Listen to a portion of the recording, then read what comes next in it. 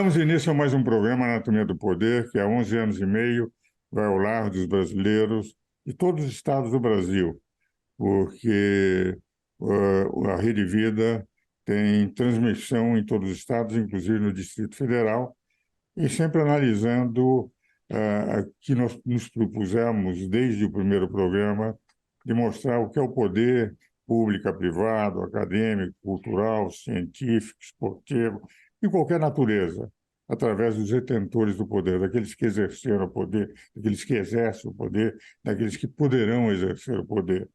Hoje eu tenho como meu convidado especial um amigo que trabalhou com Paulo Guedes, foi secretário de Produtividade, Emprego e Competitividade do Ministério de Economia do ministro Paulo Guedes, que Roberto Campos me dizia que era o que ele considerava o mais futuroso de todos os nossos economistas, isso na década de 70, 80, quando Paulo ainda estava nos Estados Unidos.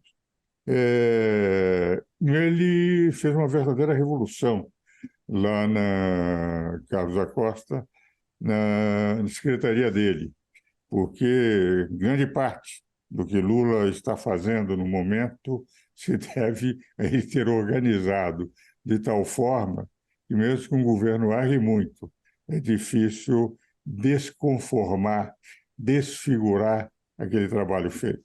E é sobre isso que nós vamos conversar nesse primeiro bloco do Anatomia do Poder, já de imediato passando a palavra para Carlos Acosta, para que ele fale sobre o que foi a sua secretaria, o que pretendeu e o que ele conseguiu fazer, para depois, no segundo, discutirmos um pouco a realidade econômica do Brasil atual. Muito obrigado por estar no nosso programa, mestre doutor Carlos Acosta. A palavra é sua. Doutor Ives, o prazer é todo meu, uma honra e uma felicidade de estar aqui nesse programa que tanto tem contribuído para o Brasil.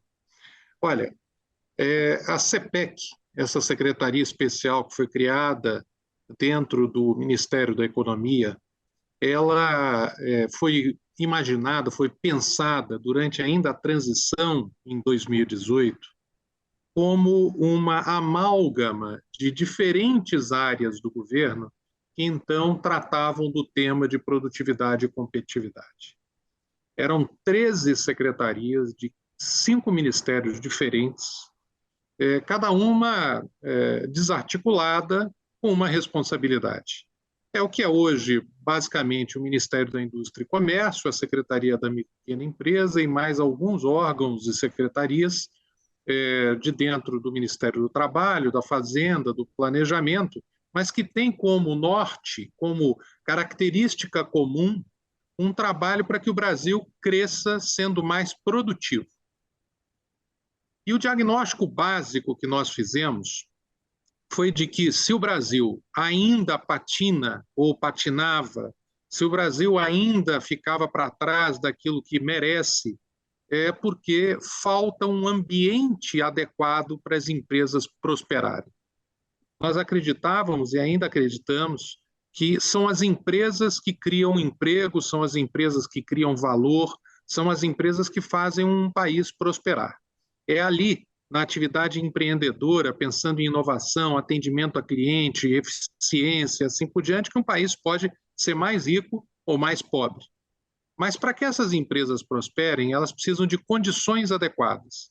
Elas precisam de infraestrutura, elas precisam de um mercado concorrencial que funcione, elas precisam de um sistema tributário adequado, elas precisam de um ambiente de inovação que premie aquelas empresas que conseguem criar novos produtos, ela precisa de marcos regulatórios adequados, precisa de menos Estado atrapalhando a atividade produtiva, precisa de apoio para micro e pequena empresa, precisa de crédito, tem vários ingredientes que são importantes para que aquelas empresas prosperassem.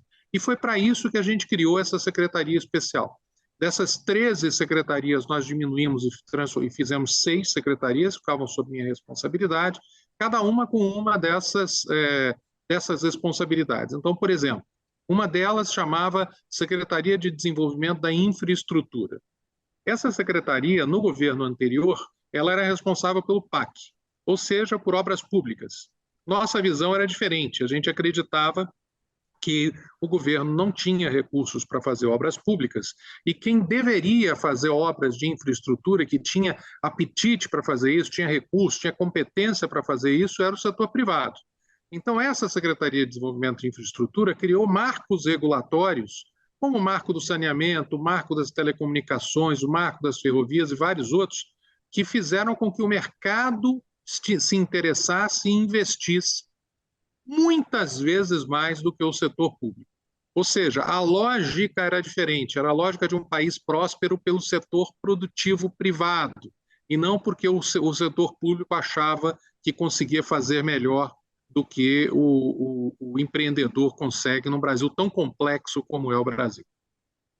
Meu caro, isto, de rigor, foi deixado para o governo Lula, porque os senhores organizaram de tal maneira que grande parte do sucesso ainda que é apresentado como crescimento do PIB, onde evidentemente nós temos o impacto da agricultura, se deve a essa organização. Porque um dos dados que realmente impressiona, nós tivemos no governo de Fernando Henrique, e a meu ver, graças ao ministro Paulo Guedes e aos secretários dele, um crescimento que foi espantoso, porque nós pegamos 19, 20 crescendo, 21 pegamos, e 20, 21, a crise da pandemia no mundo inteiro, hoje uma queda brutal de produtividade. Em 22, o último ano dele, não só o Brasil progrediu, diziam que iam progredir 0,7,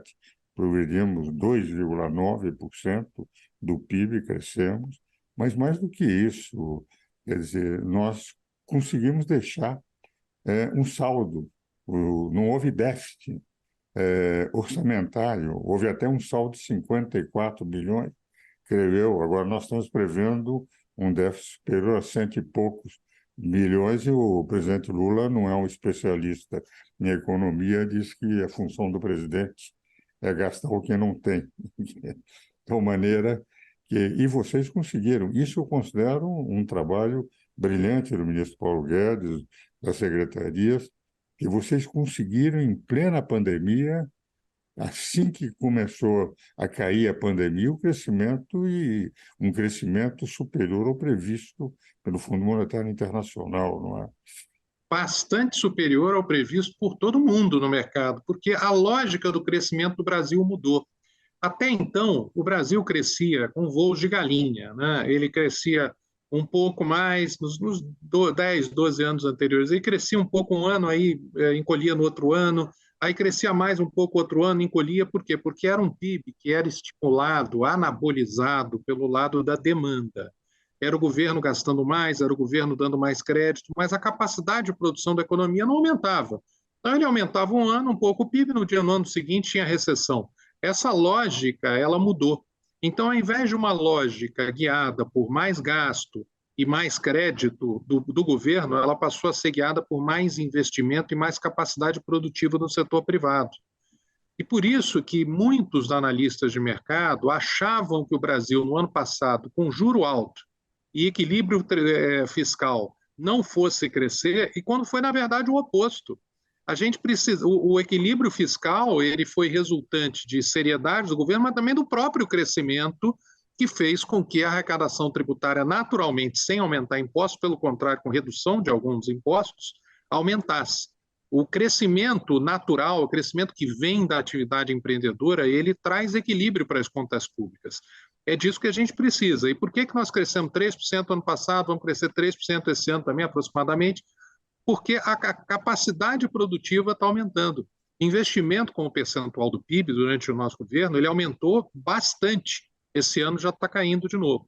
Investimento estrangeiro, nós batemos recorde ano passado. Esse ano já está caindo de novo. Ou seja, esse bônus de crescimento que veio por conta de todas as reformas feitas, não só essas reformas de marco regulatório, mas olha só o impacto que a Lei da Liberdade Econômica está trazendo, que a lei do ambiente de negócio está trazendo, que o marco de startups está trazendo, que a nova lei de falência está trazendo, que a lei do cadastro positivo, foram muitas mudanças do arcabouço competitivo, arcabouço empresarial brasileiro, que fizeram com que a gente crescesse bastante no ano passado. A gente queria crescer 5, sabe, doutor Ives? Eu sou da época em que a gente achava que o Brasil tinha que crescer 5 e nós temos potencial para crescer 5. Se a gente continuar fazendo as reformas que são tão necessárias, não tem por que o Brasil crescer menos do que isso, que a gente está vendo até hoje, países do leste asiático, por exemplo, que quando fazem a migração de uma economia mais centralizada para uma economia mais aberta, mais competitiva, eles crescem 5, 6, 7% ao ano. Nós estamos para trás, nós podemos crescer bastante ainda, e desde que seja avançando nas reformas. E nós só fomos capazes de avançar em tantas reformas, como algumas que eu mencionei aqui, porque nós conseguimos resolver um grande desafio que existe no Brasil, que é unir o setor produtivo. Infelizmente, até então, o setor produtivo, e agora hoje na reforma tributária está acontecendo mais ou menos a mesma coisa, era muito esfacelado, cada um olhando para o seu próprio umbigo, cada um defendendo uma agenda própria sem pensar num plano para o país como um todo, para um Brasil produtivo, um Brasil que cresce, um Brasil que é próspero e competitivo. Então, nós conseguimos reunir o setor produtivo para que agisse de maneira orquestrada para a construção desse Brasil. Eu acho que esse talvez seja um dos maiores desafios que nós temos, sabe, doutor Ives? Fazer com que, politicamente, as forças do bem, o setor que produz, as empresas que querem competir, trabalhem juntas para construir um Brasil do futuro, um Brasil moderno, um Brasil que cresce porque o empreendedor cresce e não porque o Estado cresce. Meu caro Carlos, nós vamos agora aos nossos comerciais, mas eu concordo em gênero, número e caso com tudo que foi apresentado. Exatamente reformas fundamentais, acreditar no empreendedorismo e deixar até as ideológicas do século XIX como sendo teses que possam, de alguma forma, auxiliar a economia.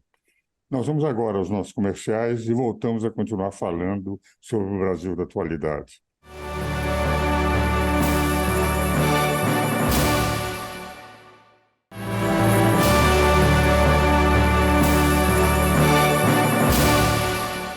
Damos continuidade ao programa Anatomia do Poder, hoje entrevistando um brilhante economista que foi secretário de Produtividade, Empreendedorismo e Competitividade do governo anterior e que, graças ao trabalho do ministro Paulo Guedes com o seu secretariado, eles conseguiram diversas reformas fundamentais e têm permitido, apesar do voo de galinha atual, fazer o Brasil crescer.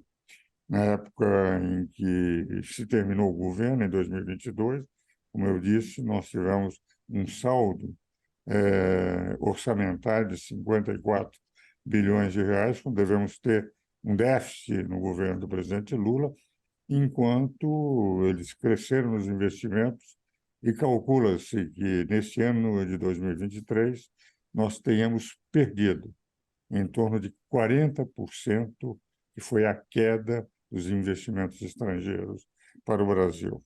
Como eu faço em todo o programa, meu caro, nós ofereço um livro. Este é o livro do Conselho Superior de Direito, que foi fundado em 1989. Como não há eleições lá, eu fui nomeado em 89 e há 35 anos eu presido. O ano que vem farão 35 anos a presidir o Conselho Superior de Direito. E tratamos de diversos assuntos interessantes. O livro foi escrito em 2019, primeiro ano do governo Bolsonaro, em que, evidentemente, as esperanças eram muito grandes e todos se manifestaram sobre quais eram as reformas no campo do direito, o Conselho Superior de Direito, que eu vou lhe mandar com a maior satisfação. Agora, voltando ao nosso programa, eu gostaria, já que falamos sobre o passado, falar sobre o presente. Eu tenho acompanhado, evidentemente, as manifestações do presidente Lula, que, a meu ver, dificultam muito a vida do ministro Fernando Haddad, porque no momento que ele apresenta um orçamento em que leva todos a crerem que, apesar das dificuldades, eu considerava quase impossíveis, quase insuperáveis, teria que se procurar.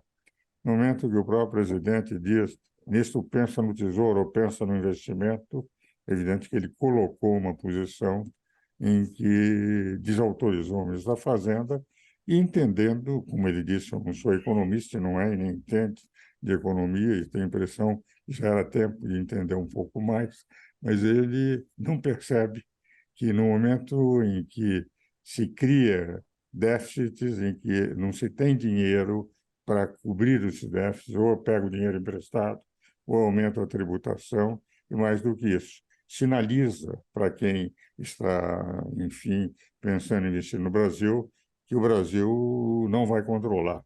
Vê o seu grande amigo na Argentina, ele está, inclusive, tentando facilitar a campanha do Massa, que é o pai da inflação argentina, ele está gerando uma inflação monumental, de que o gastar sem ter previsão orçamentária, sem saber quanto se tem que tirar dinheiro, se tira dinheiro de empréstimos, e evidentemente num país que está ainda em grau de especulação como é o Brasil, nós vivemos, meu caro Carlos, com uma certeza, como disse o relatório último do Copom, do Banco Central, que apesar de ter havido uma baixa de 0,5% dos juros, na prática eles veem um ambiente preocupante para o futuro. Qual é a sua opinião? Olha, todo o nosso plano do governo passado tinha como premissa básica o equilíbrio fiscal. Nós tínhamos um plano em 3 camadas. Primeiro, o equilíbrio fiscal, depois, a segunda camada, as reformas de ambiente de negócios, e depois, a terceira, o apoio à micro e pequena empresa, que nós demos, por exemplo, com o Pronamp, o maior programa de crédito para micro e pequena empresa que nós já tivemos. Bom, a primeira camada é o equilíbrio fiscal.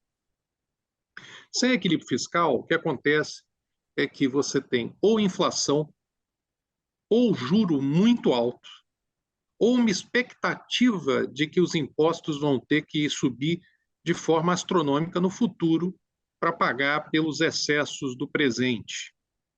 Então, é uma conta que a gente deixa para gerações futuras, ou então nós sacrificamos a produção hoje com juros altos, como nós estamos vendo, os juros estão muito altos por conta do risco fiscal que nós temos no Brasil, ou então nós temos inflação, que é um imposto dos piores, porque ele não é transparente e ele afeta de forma desproporcional quem tem menos recursos, que são justamente aqueles que têm menos capacidade de pagar. Então, quando a gente vê um governo que ainda não resolveu, nós estamos já em novembro, doutores. Nós ainda não temos uma posição clara do atual governo sobre qual é a sua filosofia fiscal. Em que afinal, o que esse governo persegue do ponto de vista fiscal?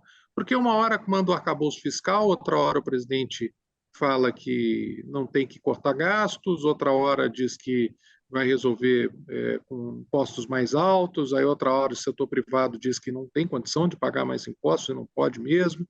Quer dizer, nós temos ainda uma incerteza e essa incerteza traz muita insegurança. Insegurança represa investimentos. É por isso que o investimento está despencando no Brasil hoje. Com menos investimentos, a gente tem menos empregos e menos crescimento no período seguinte.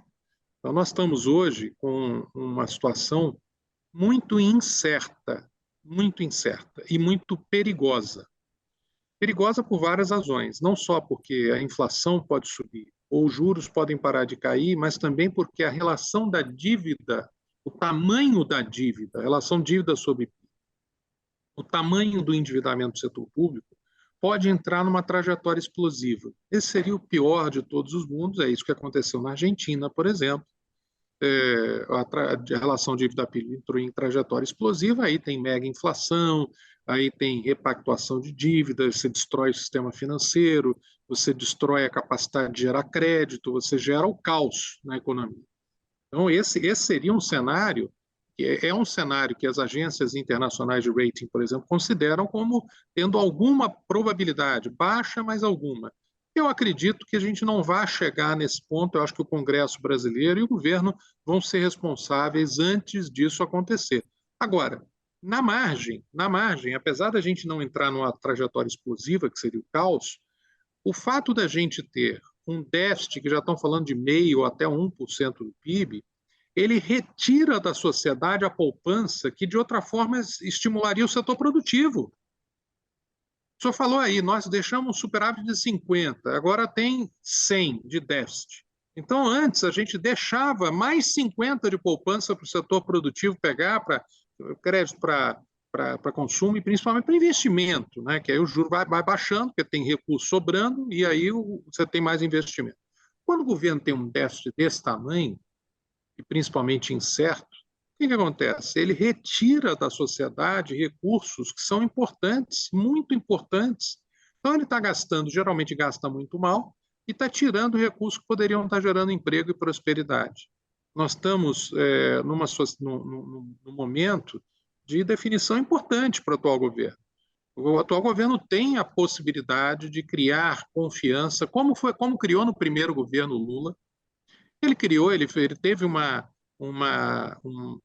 coerência fiscal que fez com que o Brasil, inclusive, construísse uma reputação muito mais séria no mercado internacional, que permitiu que o nosso país entrasse nos eixos do ponto de vista fiscal. Então, hoje nós estamos numa bifurcação bastante perigosa e muito, muito séria no Brasil. Ou nós trilhamos o caminho, continuamos o caminho do equilíbrio fiscal, como nós deixamos no governo anterior, e aí o Brasil vai voltar a ser grau de investimento, vai voltar a captar recursos, vai poder ter juro baixo, ou então a gente vai no caminho da irresponsabilidade fiscal, e aí nós vamos continuar com grau especulativo, juro alto e com risco inflacionário. E não é nada, porque quando se fala em 1% de déficit, na verdade, num PIB da ordem de 2 trilhões e 200 ou 300 bilhões de dólares, como é previsto pelo fundo, nós estamos falando de 23 bilhões de dólares, ou seja, praticamente 125 ou 130 bilhões de reais de déficit, que evidentemente ou se tira de empréstimos, ou se tira de aumento da carga tributária e da desconfiança, indiscutivelmente, dos investidores, como tem dito. A impressão que eu tenho é que o presidente pragmático, que foi Lula no primeiro mandato, basta que ele escolheu o Henrique Meirelles como presidente do Banco Central, que foi o verdadeiro ministro da Economia dele, quando eu conversava com o Henrique Meirelles, ainda quando era presidente do Banco Central, se percebia que ele é que conduzia a política e o presidente Lula não interferia em nada. O que hoje ele vem apresentando é algo preocupante. Dá a impressão do pragmático do passado se transformou no ideológico, e o pior que um ideológico com teses do século XIX. Isso aqui é o preocupante. Eu queria só, neste último minuto, para a despedida, quero que você mandasse uma mensagem para os nossos telespectadores. Olha, eu sou um otimista, doutor Ives. Eu sou um otimista porque quando eu vejo o Brasil das últimas décadas, e comparo o Brasil de hoje com o Brasil de 20, 30 anos atrás, nós temos um Brasil mais digital, muito mais digital, o setor privado e o setor público se digitalizaram. Isso traz muita transparência e eficiência. Nós estamos falando de um país com um arcabouço de marcos regulatórios muito bom, muito bom. Alguns marcos, como o do saneamento, que nós aprovamos, por exemplo, ele é um modelo para outros países, ele está sendo estudado para ser copiado por outros países. Nós temos um Congresso que está comprometido com estas reformas e com a eficiência e com a competitividade do setor produtivo. E nós temos uma população que está cada vez mais educada.